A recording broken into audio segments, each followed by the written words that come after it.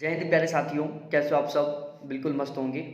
आज की क्लास में हम डिस्कस करने वाले हैं एक बहुत ही महत्वपूर्ण टॉपिक के ऊपर। और वो टॉपिक है जो अब 21 फरवरी से एग्ज़ाम स्टार्ट होने वाले हैं यूजीसी नेट के, उससे संबंधित।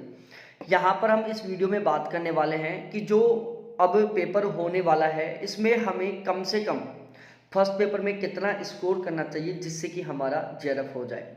यहाँ पर मैं सभी की सभी कैटेगरियों को लेकर बात करने वाला हूँ। एक तरीके से मैं कह सकता हूँ कि ये जो वीडियो है वो एक टारगेट स्कोर का वीडियो है। जब भी हम किसी भी एग्जाम की यदि सीरियस होकर तैयारी करते हैं तो हम एक टारगेट लेकर चलते हैं कि हमें कम से कम इतने मार्क्स तो लेके आने ही हैं। आपने भी ऐसे एक टारगेट ले रखा होगा कि मेरे को कम से कम फर्स्ट पेपर में 40 क्वेश्चन ठीक करने हैं, मेरे को कम से कम 35 क्वेश्चन ठीक करने हैं। बहुत सारे ऐसे भी कैंडिडेट होंगे जिन्होंने ले रखा होगा कि यार हमारे 30 क्वेश्चन ठीक हो जाएं, वो भी ठीक है। तो यहाँ पर इस वीडियो में मैं बात करने वाला हूँ कि आपको जेआरएफ क्वालिफाई करने के लिए और नेट क्वालिफाई करने के लिए फर्स्ट पेपर में कम से कम कितने क्वेश्चन ठीक करने होंगे, इसके ऊपर हम यहाँ पर बात करने वाले हैं। यदि आपने अभी तक हमारे इस चैनल को सब्सक्राइब नहीं किया तो प्लीज़ एक बार चैनल को जरूर सब्सक्राइब करें। और अब हम बात करते हैं सबसे मेन टॉपिक के ऊपर जो हमारे यहाँ पर होने वाला है। देखो, ये इससे पहले जो रिजल्ट आया था नेट जेआरएफ का 2022 में, उसका मेरे बैच का रिजल्ट है। ये बैच में टोटल 2 बैच थे मेरे फर्स्ट पेपर के। एक में 332 कैंडिडेट थे, दूसरे में 208-9 कैंडिडेट थे। और इसमें अंकिता निर्मा 2 ऐसे स्टूडेंट थे जिनके 42 क्वेश्चन ठीक हुए थे 50 में से। रवि सियाग पूनम के 41 क्वेश्चन ठीक हुए थे। रामचरण और कोमल के 40 क्वेश्चन ठीक हुए थे। इसके अलावा यदि हम बात करें, 78 नंबर का स्कोर करने वाले 8 कैंडिडेट थे, 76 नंबर का स्कोर करने वाले 12 कैंडिडेट थे, 74 नंबर का स्कोर करने वाले 20 कैंडिडेट थे, 72 नंबर का स्कोर करने वाले 32 कैंडिडेट थे और 70 नंबर का स्कोर करने वाले 48 कैंडिडेट थे। यदि मैं अपने बारे में बताऊं तो मेरा ज्योग्राफी से लगातार 3 बार जेआरएफ क्वालिफाई है। और ये वाला जो ठीक है, अब मेरा सबसे मेन ओवरऑल टारगेट रहता है कि फर्स्ट पेपर में हमें कम से कम 40 क्वेश्चन ठीक करने हैं। 80% के टारगेट के साथ यहाँ पर मैं बैच चलाता हूँ, मैं यहाँ पर पढ़ाता हूँ। अब हम बात करते हैं सबसे मेनली कि हमें मिनिमम कितना स्कोर करना चाहिए जिससे कि हमारा नेट क्वालिफाई हो जाए और हमारा जेआरएफ क्वालिफाई हो जाए। उससे पहले मैं यहाँ पर आपको थोड़ा सा जो नया बैच स्टार्ट हो रहा है उसके बारे में बता देता हूँ। जून 2023 में जो यूजीसी नेट जेआरएफ का पेपर होने वाला है उसके लिए हमारा यहाँ पर फर्स्ट पेपर का बिल्कुल जीरो लेवल से नया बैच स्टार्ट हो चुका है। मेरा टारगेट है केवल जेआरएफ क्वालिफाई करना। नेट के टारगेट से ना तो मैंने अभी तक कभी खुद ने पढ़ाई की और ना ही मैं कभी पढ़ाता। मेरा मेनली टारगेट होता है जेआरएफ क्वालिफाई करना, और वो भी एक इतने शानदार स्कोर के साथ, मतलब बहुत गजब के स्कोर के साथ। यदि हम किसी को अपना स्कोर बताएं ना तो वो एक बार तो सामने वाला विश्वास ना करे कि यार इतने मार्क्स कैसे ले आ सकता है।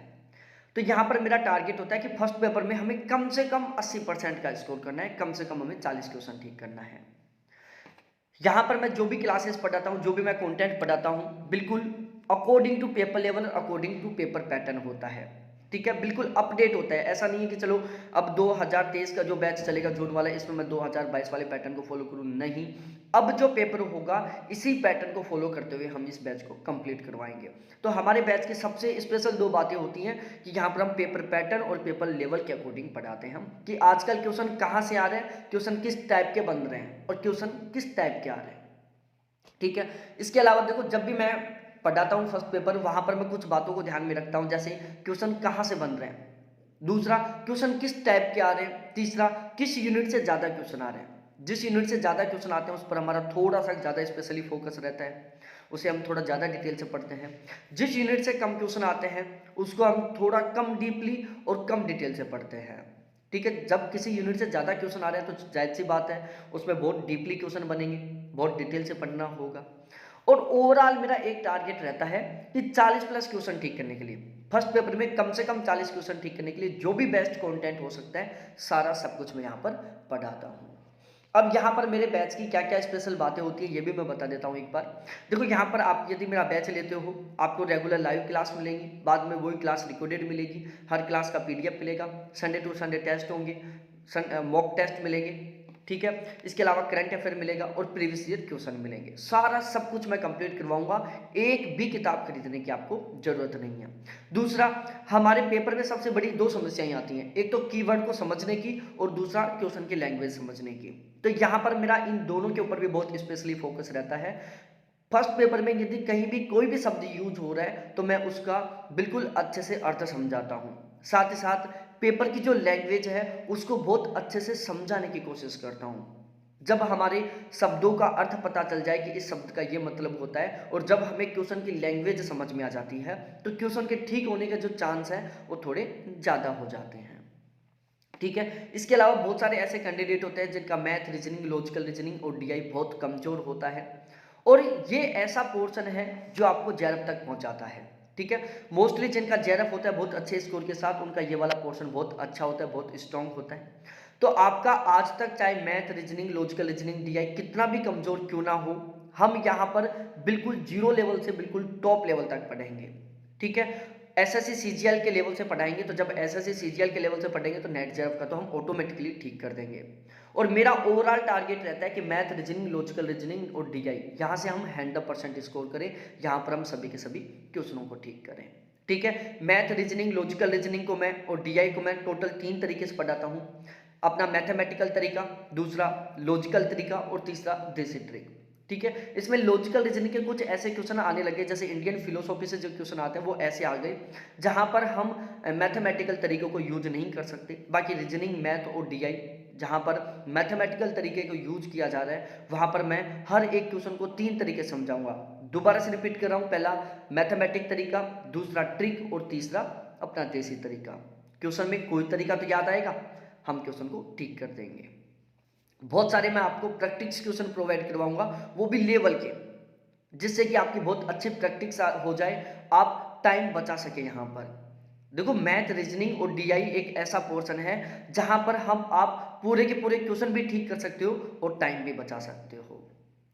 अब आगे का मैं मेरा जो टारगेट है वो बता देता हूँ। देखो, मेरा मेन टारगेट है कि मैं 1 मई तक आपका कंप्लीट सिलेबस करवा दूंगा। उसके बाद 1 मई से 1 जून तक आपका रेगुलर रिवीजन क्लास चलेगा, जिसको हम क्रैश कोर्स बोल सकते हैं।